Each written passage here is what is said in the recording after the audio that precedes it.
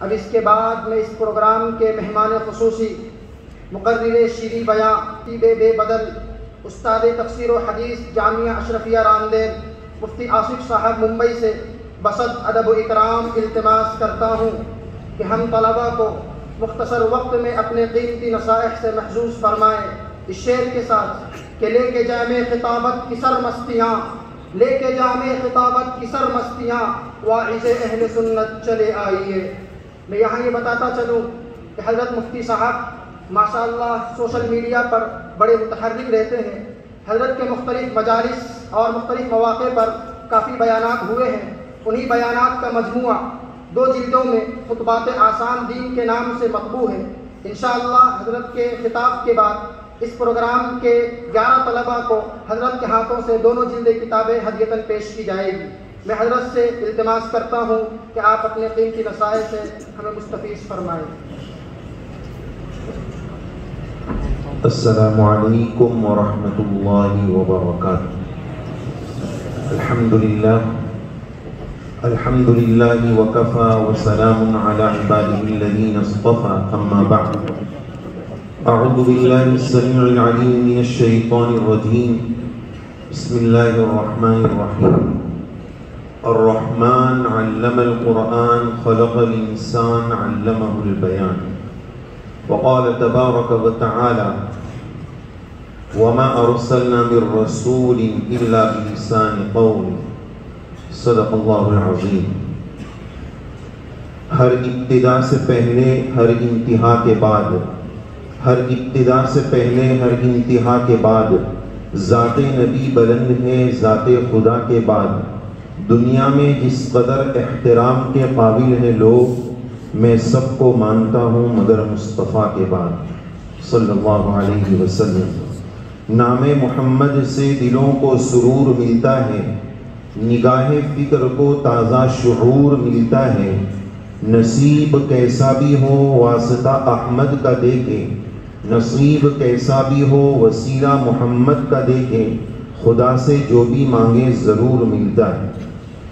واجب الاحترام علماء عظام اور میرے عزیز دوستوں اور میرے ہم منصب طلباء، اس عاجز کے لیے انتہائی درجہ سعادت کی بات ہے کہ آپ حضرات کے اس عظیم الشان جلسے میں اس عاجز کو تمام تر بے بضاعتیوں اور نااہلیوں کے باوجود شرکت کی سعادت کا موقع ملا۔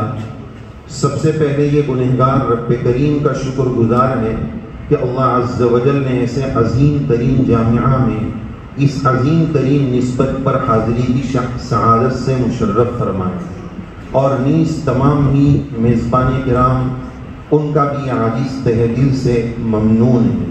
دعا فرما دیں اللہ تعالیٰ اس عاجز کو مختصر سے وقت میں اہم بات کرنے کی اور ہم تمام طلباء کو عمل کے جذبے سے کہنے اور سننے کی سعادت اور توفیق نصیب فرمائیں۔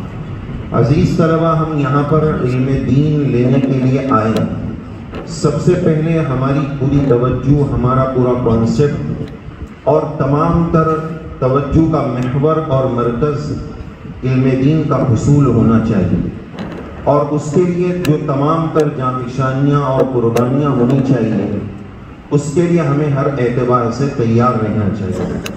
ماشاءاللہ یہ پروگرام اتنا خوبصورت، اتنا خوبصورت، اتنا خوبصورت کہ الفاظ نہیں ہیں۔ حضرت مولانا حذیفہ صاحب وستانوی زیدہ مجدہ سے یہ عاجز درخواست کرے گا کہ اگر بحیثیت مہمان ہی نہیں، بحیثیت حکم ہی نہیں، ہر سال ایسے عظیم پروگرام میں ایک سامع کی شرکت سے حاضری کی سعادت مل جائے تو زہے نصیب۔ اتنا شاندار پروگرام کس کو اچھا ہوا۔ اس سے پہلے یہ عاجز آپ کے مسابقے میں 3 مرتبہ حاضر ہو چکا ہے، یہ 4تھی مرتبہ ہے۔ جب بھی حاضری ہوئی اس مرتبہ کرم یہ ہو گیا کہ یہ مظاہرہ ہے، مسابقہ نہیں، ورنہ مسابقے میں نمبر دینا مشکل ہو جاتا ہے اور ڈر لگتا ہے کہ اللہ کے یہاں شاید پکڑ ہو جائے گی کہ کسی کا حق مارا جا رہا ہے۔ سب ہی اتنی اچھی کر رہے تقریر کے نمبر کس کو فوقیت دی جائے اور کس کو نیچے رکھا جائے، اور پھر ماشاءاللہ اس مرتبہ کے ڈیبیٹ نے اور اس طرح کے علمی مباحثے نے تو بہت ہی زیادہ علمی اعتبار سے، عملی اعتبار سے محظوظ بھی کیا اور بہت سارا کچھ سیکھنے کو ملا۔ طالب علم کی شان تو یہی ہونا چاہیے کہ جہاں سے جس طرح بھی ہمیں جو کچھ سیکھنے کی سعادت مل جائے وہ بڑی بات ہے۔ یہ چیز ہمیں حضرت مولانا وستانوی حفظہ اللہ، اللہ تبارک و تعالی حضرت کو شفائے کاملہ عاجلہ دائمہ مستمرہ نصیب فرمائے۔ حضرت کے سائے عاطفت کو ہم چھوٹوں پر، ہمارے اس عظیم ادارے پر، امت پر اور انسانیت پر آپ کے سائے عاطفت کو تادیر دراز فرمائے اور حضرت کو عمر نوح عافیت کے ساتھ نصیب فرمائے۔ مسجد میں بیٹھ کر بارگاہ ایزدی میں دل کی عطا گہرائیوں سے رب کریم سے ہم یہی دعا کرتے ہیں۔ ابھی چند روز پہلے حضرت کی خدمت اقدس میں جب حاضری ہوئی تھی تو یہ عاجز راندیر دارالعلوم اشرفیہ سے اپنے محتمیم صاحب کے ساتھ حاضر ہوئے تھے۔ ہم حاضر ہوئے تھے اور حاضری کا مقصود صرف اور صرف حضرت کے فرمودات اور جامعہ کی اچھی چیزوں کی اور تمام تر چیزوں کی زیارت اور صرف سیکھنا مقصود تھا۔ حضرت سے جب شرف لقاء ملا اور حضرت سے ہم نے یہ کہا کہ ہمارے محتمیم صاحب نے کہ حضرت آپ ہمارے جامعہ اشرفیہ میں تشریف لائے، تو حضرت نے بڑی عجیب بات کہی جب یہ دعوت پیش کی گئی جس سے بڑوں کا تواضع اور رسمی نہیں۔ عجیب بات حضرت نے یہ فرمائی کہ ہمیں دعوت کی کوئی ضرورت نہیں، یہ ہمارا ادارہ ہے اور ہم تو وہاں سیکھنے کے لیے آئے ہیں۔ جبکہ ہم سیکھنے کے لیے آئے تھے، ہماری حیثیت تو یہ ہے کہ حضرت کے شاگردوں کے کتنا نیچے ہمارا نمبر آئے گا پتہ نہیں، لیکن حضرت کہہ رہے ہیں کہ ہم وہاں سیکھنے کے لیے آئے ہیں۔ تو کہیں بھی جاؤ کچھ نہ کچھ بہرحال سیکھنے کو مل جاتا ہے۔ اب جب یہاں پر ہم آئے ہیں اور علم کا حصول مقصود ہے تو اکثر وہ طلباء جو مدارس کی اہمیت پر بات کرتے ہیں، تقریر پیش کرتے ہیں، اور اس موقع پر ہم ایک بات یہ بھی عرض کرتے ہیں اس تقریر میں کہ اپنی یہ سند مدارس کی سند مدرسے صفا سے جوڑتے ہیں اور اس سند کو جوڑنے پر ہم افتخار محسوس کرتے ہیں اور ہونا بھی چاہیے، لیکن اس افتخار کے ساتھ یہ بات بھی سوچنی چاہیے کہ وہ مدرسہ جس کا ہم تذکرہ کر رہے ہیں اور جس کی سند ہم جوڑ رہے ہیں اس مدرسے کے طلباء کا کیا حال تھا۔ ان طلاب کے سرخیل طائفہ سیدنا حضرت ابو ہریرہ رضی اللہ عنہ کا مشہور واقعہ ہم جانتے ہیں کہ مسجد نبوی صلی اللہ علیہ وسلم میں حجرہ عائشہ رضی اللہ عنہا کے قریب گشت کھا کر گر جاتے ہیں، بے ہوش ہو کر گر جاتے ہیں، لوگ چپل سنگاتے ہیں کہ شاید مرگی کا دورہ پڑا ہو۔ حضرت ابو ہریرہ رضی اللہ عنہ کیا فرماتے ہیں؟ وَمَا بِيَنِ الْجُوعُ، مجھے نہ کوئی سردردی ہے نہ کوئی مرگی کا دورہ ہے، یہ صرف اور صرف بھوک کی وجہ سے۔ آج اللہ تعالیٰ نے ایسے عظیم الشان ادارے میں یہ کہا جا سکتا ہے بلا مبالغہ، اگر اس کو کسی کو چاپلوسی پر محمول کرنا ہے تو کرے، یا عاجز کھل کر کہہ سکتا ہے کہ یہ حضرت وستانوی حفظہ اللہ کی بہت بڑی کرامت ہے، یہ اللہ کی مدد کے بغیر نہیں ہو سکتا ہے۔ یہ اتنا بڑا ادارہ اور اتنی ساری علمی تگودو کا یہ فیضان، یہ محض اللہ کی توفیق سے۔ چھوٹے موٹے مدرسے میں تو ہم سمجھ سکتے ہیں کہ بھائی محتمین صاحب چلا رہے ہیں اور یہ کر رہے ہیں اور وہ کر رہے ہیں، یہاں آ کر ہمارا اس اعتبار سے ایمان تازہ ہوتا ہے کہ اتنا بڑا ادارہ اور اتنا بڑا نظام ظاہر ہے کہ اللہ کی مدد کے بغیر سبھی ادارے ایسے ہیں، لیکن یہاں یہ بات ہمیں سیکھنے کو ملتی ہے، سمجھنے کو ملتی ہے کہ یہ اللہ کی مدد کے بغیر نہیں ہو سکتا ہے۔ ہم چھٹیوں میں جب اپنے گھر جاتے ہیں تو کبھی بھی ایسا مشکل ہوتا ہے، جیسے 7 دن یا 10 دن کی چھٹی ہوئی تو 10 دن ہمیں کھانا دونوں ٹائم کا ایک ہی وقت پر ملا ہو، ایسا بہت مشکل ہوتا ہے، 15 منٹ 20 منٹ آدھا گھنٹہ۔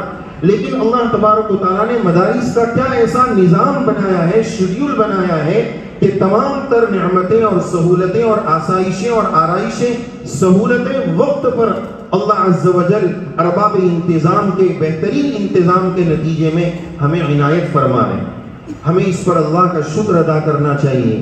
ادارے کی ایک ایک چیز سے، ایک ایک اینٹ سے، ایک ایک پتھر سے دل و جان سے زیادہ محبت اور اپنائیت کا احساس ہونا چاہیے۔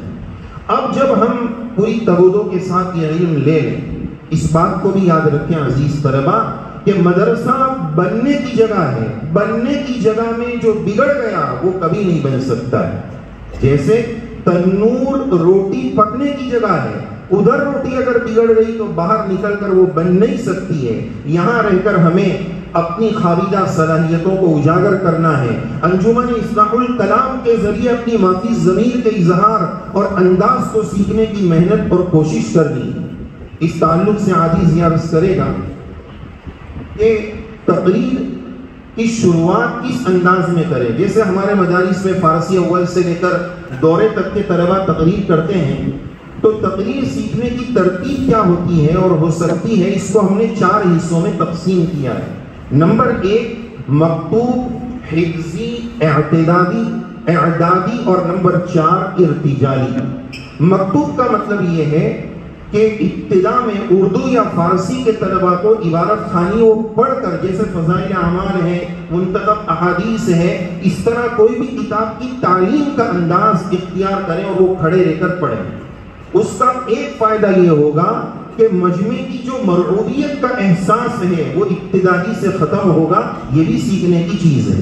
نمبر 2 اس کا دوسرا فائدہ یہ ہوگا کہ ہمارے طلبہ یا فارغ ہونے والے علماء بعض جب مسجد میں دعوت و تبلیغ کی نسبت پر تعلیم کرتے ہیں دیکھ کر، تو ان کا انداز ایسا ہوتا ہے جیسے اردو زبان کی چوتھی کی فرفر سرسر وہ عبارت پڑھ رہے ہیں. وہ ایکسپلین اور مفہوم نہیں کرا پاتے ہیں.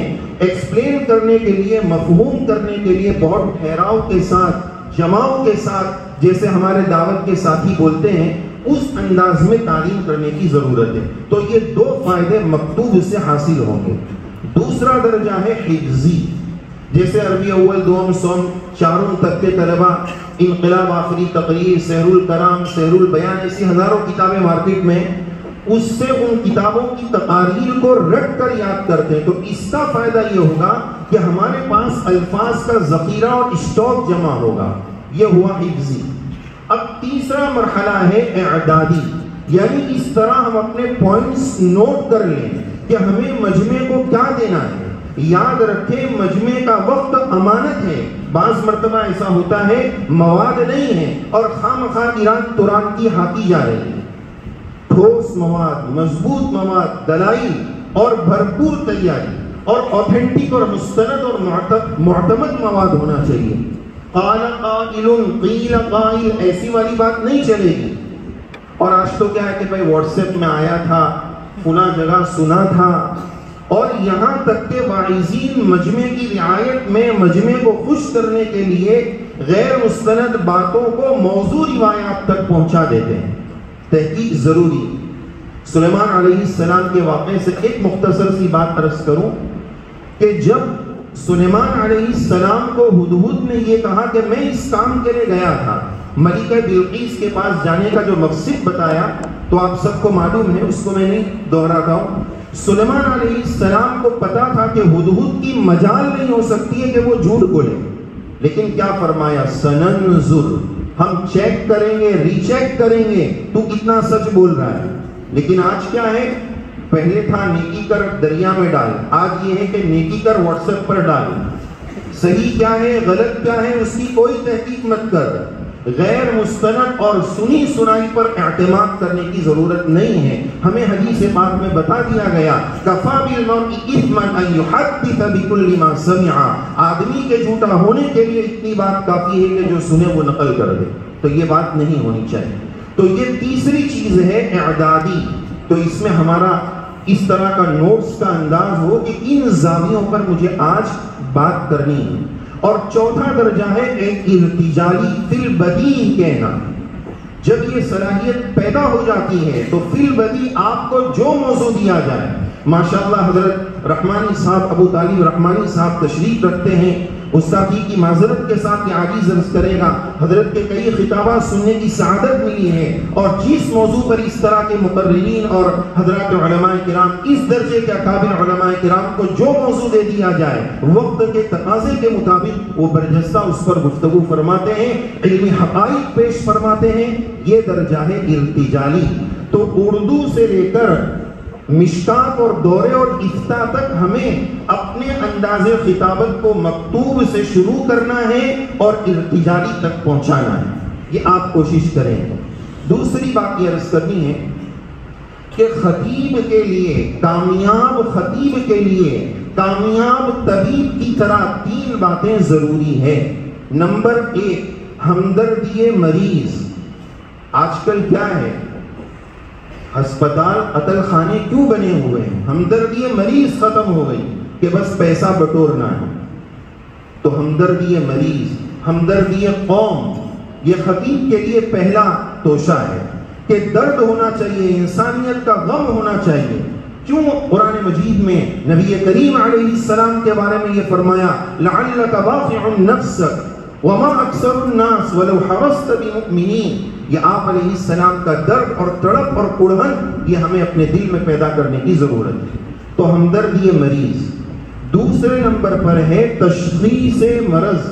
اس وقت معاشرے کی کیا بیماری ہے، اس معاشرے کی دکھتی ہوئی رگ پر انگلی رکھنا، اس کی تشخیص کرنا، اس پر عوام کو متنبہ کرنا. ایسا موضوع لے لینا کہ جس سے واہ واہ ہو جائے، وہ خوش ہو جائے، ایسا ضروری نہیں. کرنٹ ٹاپک کو اختیار کریں کہ اس وقت معاشرے میں کیا چل رہا ہے. میں اس کی ایک مثال آپ کی خدمت میں پیش کروں. ماشاءاللہ ہمارے طلباء نے جو ڈیبیٹ پیش کیا اس میں ایک ڈیبیٹ کا عنوان اسلامک فوبیا تھا. اس تعلق سے یہ عاجز اوپر والی بات کے ساتھ اس کو جوڑ کر ایک بات پیش کرنا چاہتا ہے کہ ابھی قطر میں فیفا انٹرنیشنل ورلڈ کپ ہوا، سب جانتے ہیں. مجھے کوئی اس کا اسکور نہیں سنانا ہے، کوئی اس کی کارگزاری نہیں سنانی ہے. اس FIFA World Cup international event سے ہمیں اسلامی نقطۂ نظر سے کیا سبق ملا، وہ سبق آپ کی خدمت میں پیش کرنا ہے. اور وہ 2 سبق ہیں. نمبر 1، اس طرح آپ کرنٹ ٹاپک پر بات کریں اور عوام کی نفسیات اور اس وقت معاشرے میں کیا چل رہا ہے اس کو دیکھ کر بات کریں. ورنہ تقریر کی کتاب کا مطالعہ کرتے ہیں، مثال کے طور پر اگر ہم نے حفظی تقریر بھی تیار کر لی، اعدادی تقریر بھی تیار کر لی حکیم الاسلام رحمۃ اللہ علیہ کے خطبات سے، تو اس وقت کا پس منظر کچھ اور تھا، آج کے دور کا پس منظر کچھ اور ہے. تو اس پس منظر میں ہمیں بات کرنی پڑے گی. بہرحال 2 سبق عرض کرنا چاہوں گا. نمبر 1، ایک بندہ ایک دکان چلاتا ہے جس کی دکان میں 5 بندے کام کرتے ہیں. ایک آدمی کارخانہ چلاتا ہے، اس کے یہاں 50 کام کرتے ہیں. اگر ان کو ترغیب دی جائے کہ آپ اسلامی سانچے میں دکان اور کارخانہ چلائیں، تو آج کے زمانے میں اعتذار اور عذر یہ پیش کیا جاتا ہے کہ مولانا اس زمانے میں بہت مشکل ہے، اسلامی سانچے اور ڈھانچے میں اسلامی نظام کے ساتھ دکان چلانا بہت مشکل ہے، کاروبار چلانا بہت مشکل ہے. ہم قوم کو اور عوام کو یہ پیغام دینا چاہتے ہیں کہ دیکھیں اتنا بڑا انٹرنیشنل ایونٹ اسلامی سانچے کے ساتھ چل سکتا ہے تو تیری 5 بندے کی دکان اسلامی نظام کے ساتھ کیوں نہیں چل سکتی ہے؟ اس درد کی ضرورت ہے، اس فکر کی ضرورت ہے. جیسا کہ قطر نے کیا کہا، 28 دن کے لیے ہم اپنا ایمان نہیں بیچ سکتے ہیں. ہمارے یہاں شراب نہیں چلے گی، ننگی عورتیں نہیں چلے گی، لڑکوں کا ناچ نہیں چلے گا. جب عزم مضبوط ہوتا ہے، ارادے مضبوط ہوتے ہیں تو پھر اللہ کی مدد آتی ہے.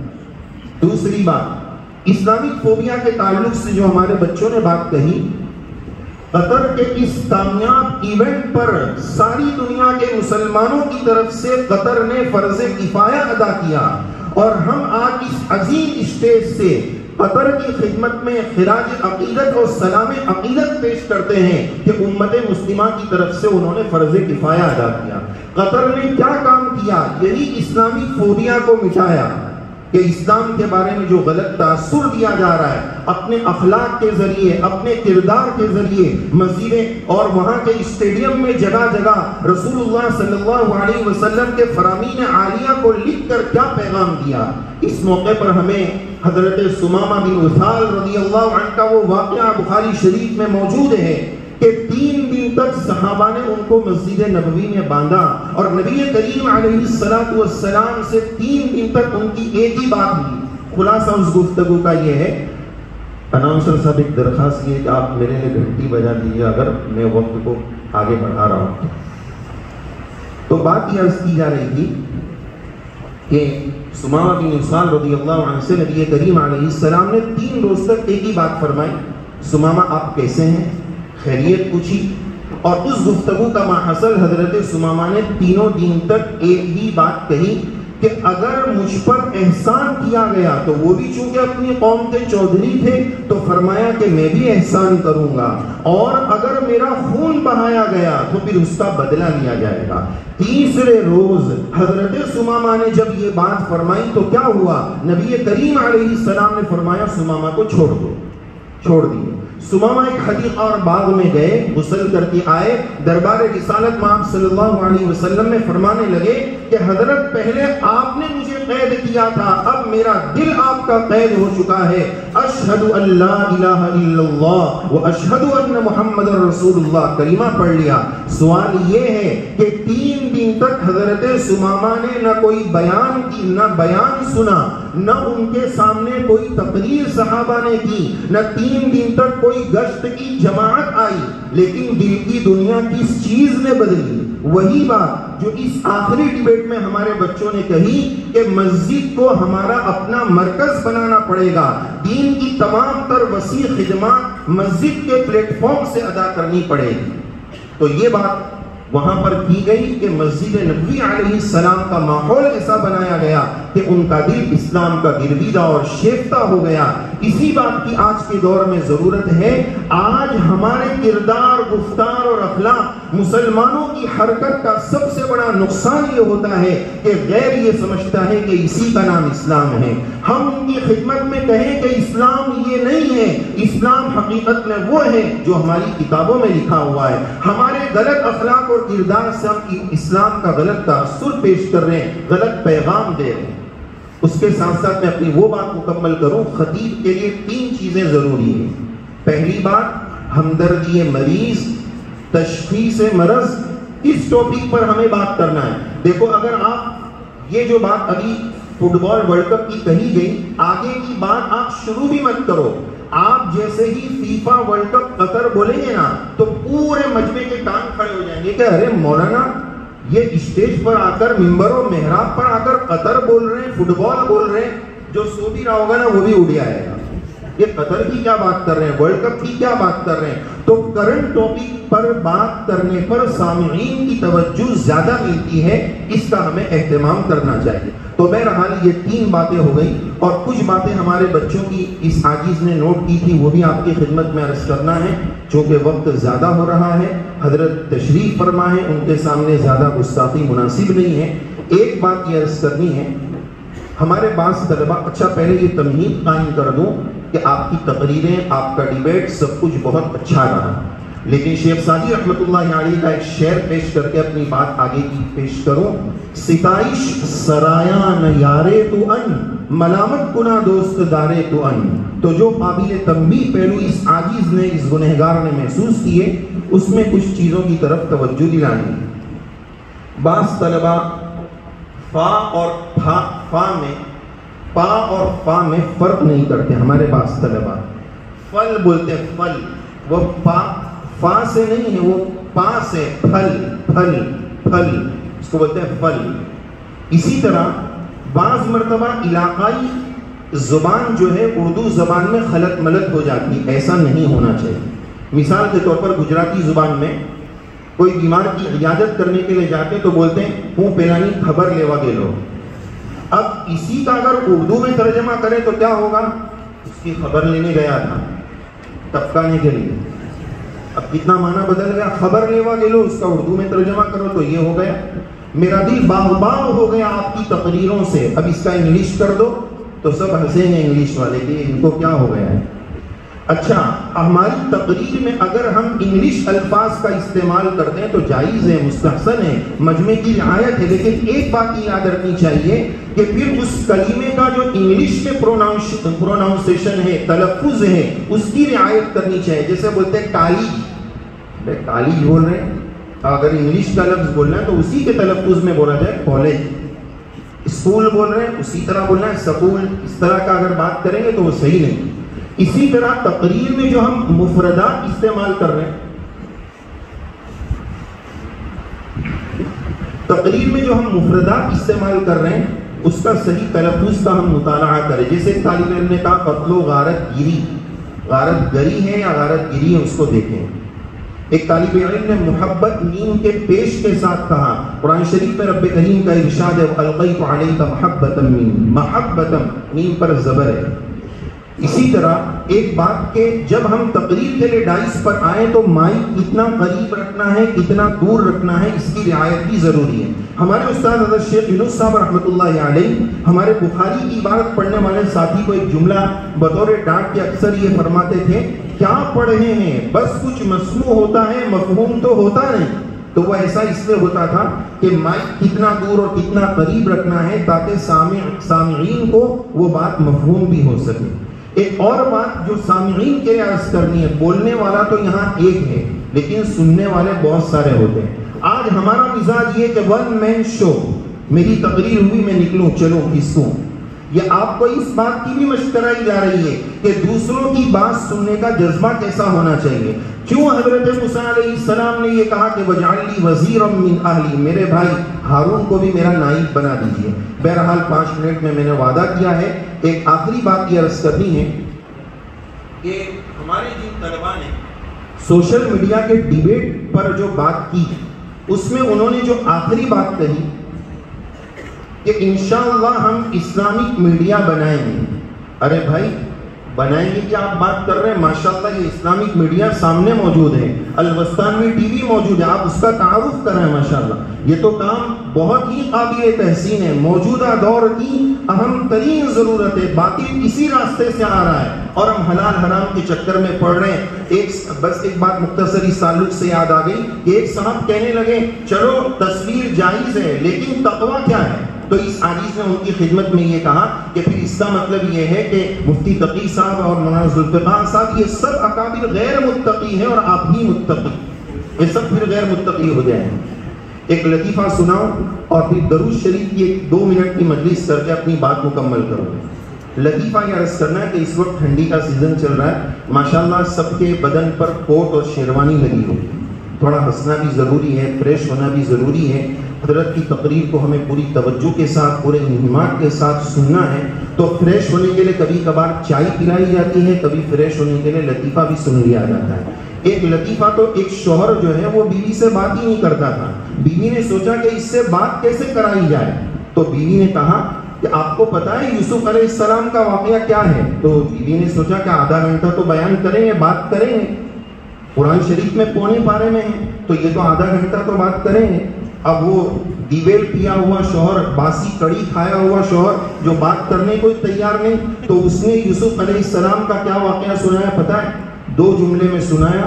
یوسف علیہ السلام کھوائی گیا تھا پچھی ملی گیا، ہو گیا پورا واقعہ ختم. اچھا وہ لطیفہ ایک اور سن لیں. اس وقت آپ سب نے شیروانی پہن رکھی ہے. ایک غریب دلہے میاں کی شادی تھی. ان کا ایک امیر دوست تھا، اس کے پاس بہت ساری شیروانیاں تھیں. تو غریب نے کہا میری شادی کے موقع پر کیا آپ کی شیروانی عاریتاً مجھے ملے گی؟ واپس کر دوں گا. کہا بالکل، اس میں پوچھنے کی بات کیا، آپ میرے دوست ہیں. شیروانی دی گئی. اب شادی کے دن وہ انیر بن کر آتے ہیں، دوست خالی خالی کا دوست وہ بازو میں آ گیا، وہ بھی اسی لیول کی شیروانی پہن کر آیا. اب دونوں کی شیروانی بالکل برابر سرابر. تو ہر آنے والا مہمان پوچھ رہا ہے، دونوں بازو میں بیٹھے دوست ہیں اس نے، کہ بھائی آپ دونوں میں دلہا کون ہے؟ شیروانی دونوں نے پہن رکھی ہے.